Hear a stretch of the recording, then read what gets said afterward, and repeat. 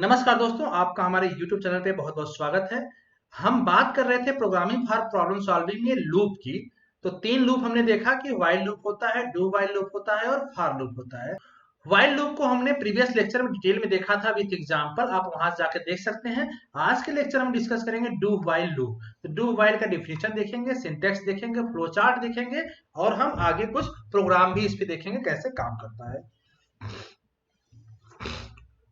तो do while को detail में चलने से पहले हम आपको बता दें, कोई भी लूप होगा तो उस लूप के जनरली दो पार्ट होते हैं। एक तो आपका कंट्रोल स्टेटमेंट होता है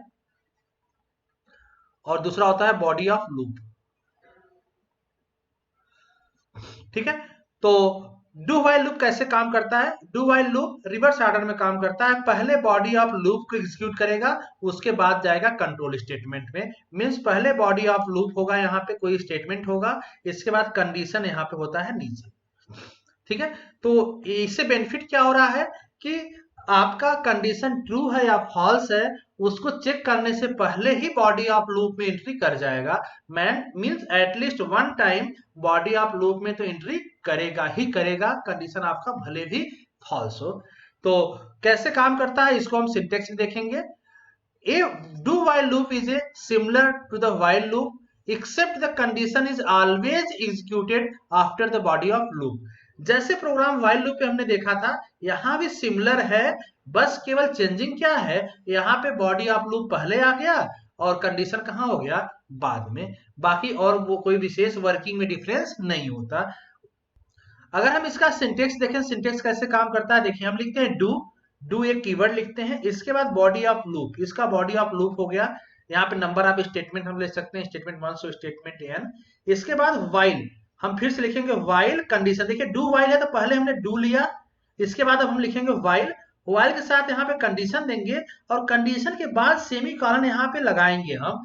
ध्यान दीजिए, पीछे जो हमने व्हाइल लूप देखा था वहां पे व्हाइल कंडीशन के साथ हमने सेमी कॉलन नहीं लगाया था, लेकिन यहाँ पे सेमी कॉलन लगाएंगे क्योंकि यहाँ पे हमको फिर से यहाँ से रिटर्न कराना किस पे, डू पे। अगर हम यहाँ पे सेमी कॉलन नहीं लगाएंगे तो ये आपका व्हाइल लूप की तरह काम करेगा और कंट्रोल इसके नीचे जाने लगेगा। तो यहाँ पे इसलिए हम सेमी कॉलन लगाते हैं, कंट्रोल बॉडी ऑफ लूप में ही रहे जब तक कंडीशन फेल ना हो। तो इसका वर्किंग समझते हैं कैसे करेगा। देखिए सबसे पहले जो आपका कंट्रोल है कंपाइलर, वो आएगा डू पे, यहाँ पे जो भी स्टेटमेंट होगा उसको एग्जीक्यूट कर लेगा। एग्जीक्यूट करने के बाद तब आएगा व्हाइल पे, लूप पे। अब कंडीशन दो चीज हो सकता है, आइदर ट्रू या फॉल्स। अगर ट्रू होगा तो फिर से आ जाएगा डू पे, अगर फॉल्स होगा तो इसके बाहर। ये जब तक ट्रू होता रहेगा कंडीशन, तब तक ये डू बॉडी में मीन्स जो डू व्हाइल का जो बॉडी ऑफ लूप है उसमें तब तक ये कंट्रोल रहेगा। फ्लो चार्ट देखिए कैसे काम कर रहा है। फ्लो चार्ट भी उसी मैनर में है, सबसे पहले बॉडी ऑफ लूप में एंट्री कर जाएगा, उसके बाद कंडीशन चेक करेगा। अब कंडीशन ट्रू हो सकता है या फॉल्स होता है। कंडीशन फॉल्स है तो लूप से बाहर, अगर कंडीशन ट्रू है तो फिर से बॉडी ऑफ लूप में आ जाएगा। मतलब ये बॉडी ऑफ लूप में फिर से एक लूप की तरह काम करता रहेगा जब तक कि कंडीशन फॉल्स ना होगा। जैसे ही फॉल्स होगा बॉडी से बाहर।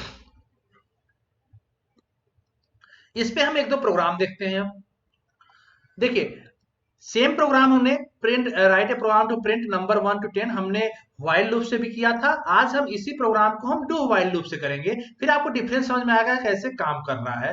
देखिए सिमिलर है, यहाँ पे हमने हेडर फाइल लिया, वायर्ड मिल लिया, इंटीजर आई इक्वल 10 एक वेरिएबल इनिशियलाइज कर लिया आई का। हम यहाँ पे सबसे पहले देखिए डू कर रहे हैं, do means body of loop में आ रहे हैं।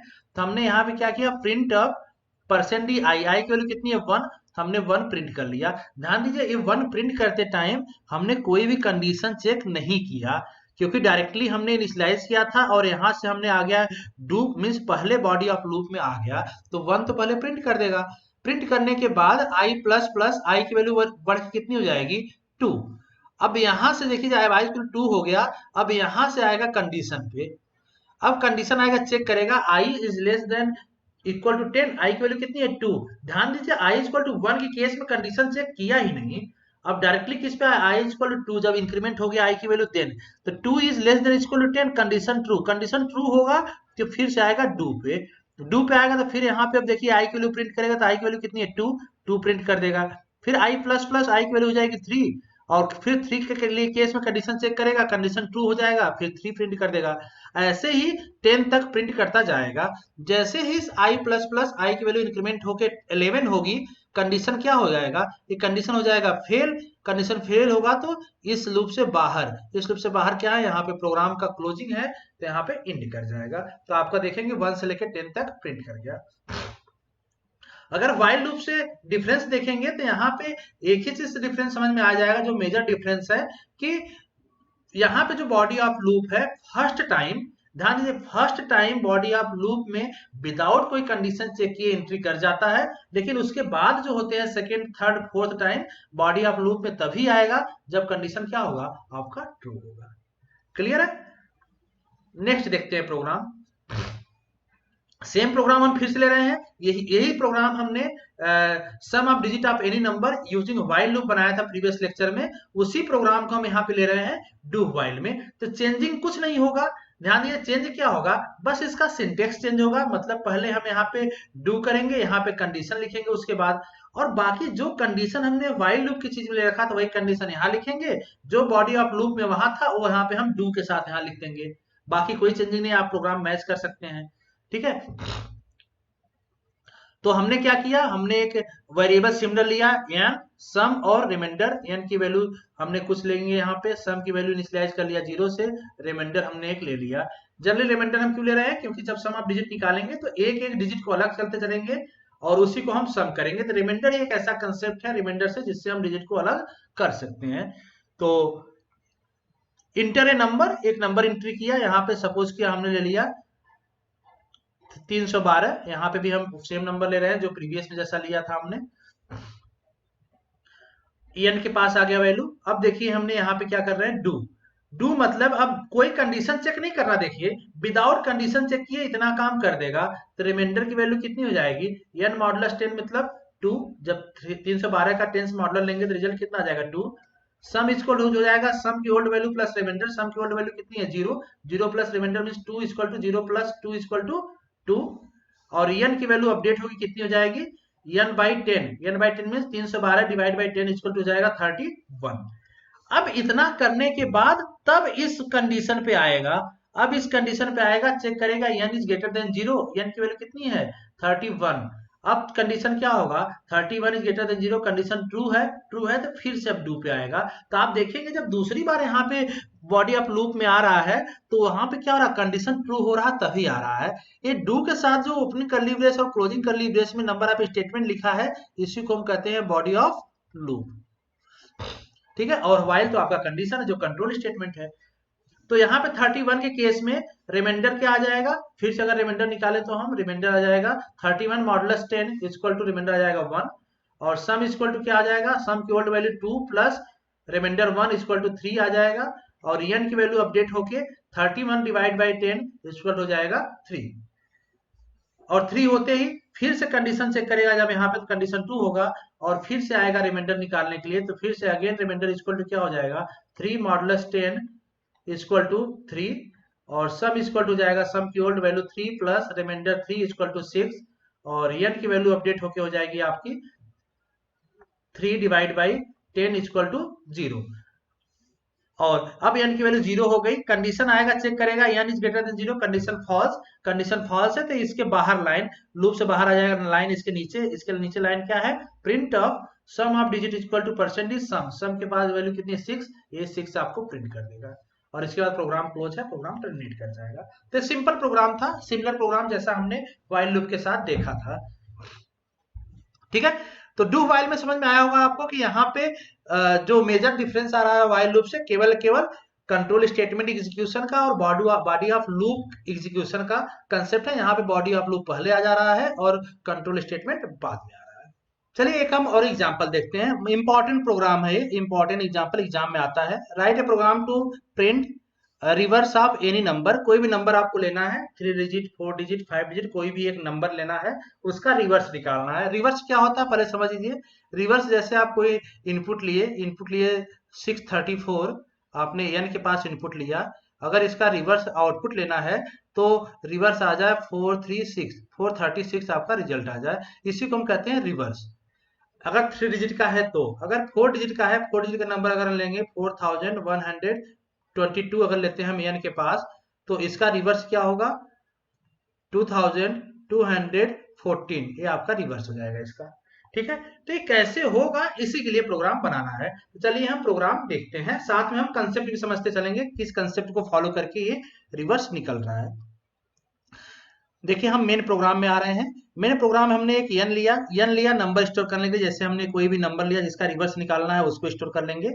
एक रिवर्स नाम का वेरिएबल लिया, रिवर्स जहां पे रिजल्ट हम स्टोर करेंगे उसकी इनिशियल वैल्यू हमने क्या ले लिया 0 इनिशियलाइज कर लिया। एक रिमाइंडर लिया, रिमाइंडर जनरली आपका डिजिट, हर डिजिट को अलग करने के लिए हम रिमाइंडर निकालेंगे और रिमाइंडर के पास हम स्टोर करते चलेंगे, तो वो रिमाइंडर हमने ले लिया हेल्प के लिए। अब हम यहाँ पे प्रोग्राम स्टार्ट कर रहे हैं, इंटर ए नंबर, एक मैसेज दिया, मैसेज में सपोज करो कि इनपुट दे दिया 512, ठीक है, इसी 512 का हम रिवर्स निकालने चल रहे हैं। तो हमने एन के पास जब इनपुट ले लिया तो एन के पास हमने वैल्यू ले लिया, सपोज इस एन के पास इनपुट हो गया आपका 512, यहां तक हमने इनपुट ले लिया 512। अब इस प्रोग्राम में आते हैं, यहाँ पे देखिए जो प्रोग्राम है ये बॉडी ऑफ लूप है,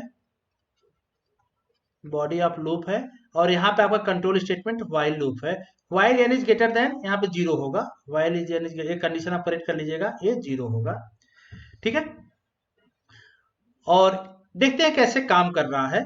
तो जब हम इसको वर्किंग देखेंगे तो देखिए सबसे पहले स्टार्ट किया किससे, यहाँ पे डू पे आया, विदाउट कोई कंडीशन चेक किए पहले रिमाइंडर निकालेगा, पहले ये बॉडी ऑफ जो लूप है इसका पूरा काम करेगा, इसके अंदर 3 स्टेटमेंट है, तीनों स्टेटमेंट को एग्जीक्यूट करेगा और ऑपरेशन परफॉर्म करेगा। तो जैसे रिमाइंडर निकालेगा, रिमाइंडर n मॉडुलस 10, तो 512 मॉडुलस 10 कितना हो जाएगा 2 आ जाएगा रिमाइंडर में। रिवर्स की वैल्यू कितनी हो जाएगी, रिवर्स मल्टीप्लाई बाय 10, रिवर्स की वैल्यू इनिशियलाइज कितनी है 0 से, 0 multiply by 10 0 plus reminder equal to 2, तो यहाँ पर आ जाएगा इसकी वैल्यू 2 आ जाएगा। n equal to n divide by 10, 512 था इनपुट लिया था, 512 डिवाइड बाय 10 लेंगे तो रिजल्ट कितना आ जाएगा 51। अब यहां से 51 आने के बाद अब फिर से कंडीशन पे आएगा। अब यहाँ पे कंडीशन देखिए पहली बार आ रहा है, इसके पहले कंडीशन में नहीं आया था। जब कंडीशन पे यहाँ पे आया तो 51 is greater than 0, condition true मिलेगा। ट्रू मिलने के बाद अब आएगा बॉडी ऑफ लूप पे, तो फिर से बॉडी ऑफ लूप पे जब यहाँ पे आया तो अब रिमाइंडर की वैल्यू फिर कैलकुलेट करेगा, रिमाइंडर की वैल्यू कैलकुलेट करेगा, यानी कि वैल्यू यहाँ कितना लेगा 51 मॉडुलस 10 इक्वल टू 1, रिमाइंडर कितना आ जाएगा 1। रिवर्स फिर से कैलकुलेट करेगा, यहाँ पे reverse equal to reverse multiply by 10, reverse की वैल्यू कितनी थी 2, 2 multiply by 10 20, 20 plus reminder 1 equal to 21। यहाँ पे n equal to n divide by 10, इसको फिर से 10 से डिवाइड करेगा तो 51 डिवाइड बाय 10 करेंगे तो आपका इंटीजर वैल्यू कितना आएगा 5। अब 5 के बाद फिर से अब यहाँ पे कंडीशन चेक करेगा, जब कंडीशन चेक करके बॉडी ऑफ लूप एग्जीक्यूट कर गया, अब आएगा व्हाइल लूप पे, फिर से यहाँ पे व्हाइल में कंडीशन चेक किया तो 5 is greater than 0, condition true है, कंडीशन ट्रू है, फिर से बॉडी ऑफ लूप में आएगा, फिर से आपका नया रिमाइंडर कैलकुलेट करेगा, तो 5 मॉडुलस 10 रिमाइंडर कितना आ जाएगा 5। कोई भी नंबर अगर लेस है जिसका रिमाइंडर हाईएस्ट नंबर से निकल रहा है तो सेम नंबर आपका रिमाइंडर में आता है, तो 5 मॉडुलस 10 5 ही आ जाएगा रिमाइंडर में। और यहाँ पे रिवर्स निकालेंगे तो reverse equal to reverse multiply by 10, reverse की वैल्यू कितनी है 21, 21 multiply by 10 210, 210 plus reminder, reminder की वैल्यू कितनी 5, तो कितना आ जाएगा 215। और यहाँ पे जब वैल्यू n की वैल्यू फिर से वैल्यू अपडेट करेगा तो n equal to n divide by 10, तो 5 डिवाइड बाय 10 करेंगे तो वैल्यू आ जाएगा 0। अब यहाँ पे कंडीशन फिर चेक करेंगे, n is greater than 0, condition fail तो इससे बाहर, अब लूप पे न जाके, अब बॉडी ऑफ लूप में न जाके अब आएगा यहाँ पे लूप से बाहर, बॉडी ऑफ लूप से बाहर, तो यहाँ पे प्रिंट करेगा statement reverse number equal to percentage reverse, reverse के पास वैल्यू कितनी है 215, 215 आपका प्रिंट कर देगा इस तरीके से। तो होप सो आपको कंसेप्ट समझ में आ गया होगा रिवर्स कैसे निकल रहा है। ऐसे ही आप डिफरेंट और भी प्रोग्राम होते हैं जो आप easily while loop, do while loop का प्रोग्राम यूज करके बना सकते हैं। तो आज के लिए इतना ही करते हैं, नेक्स्ट लेक्चर में हम सबसे इंपॉर्टेंट जो टॉपिक है लूप का वो है फॉर लूप। फॉर लूप हम देखेंगे, फॉर लूप से बहुत ही इजी तरीके से हम प्रॉब्लम को सॉल्व कर सकते हैं। जो भी हमने व्हाइल लूप से डू व्हाइल से देखा उस टाइप के प्रॉब्लम भी हम फॉर लूप से कर सकते हैं। तो मिलते हैं नेक्स्ट लेक्चर में और बात करते हैं फॉर लूप की।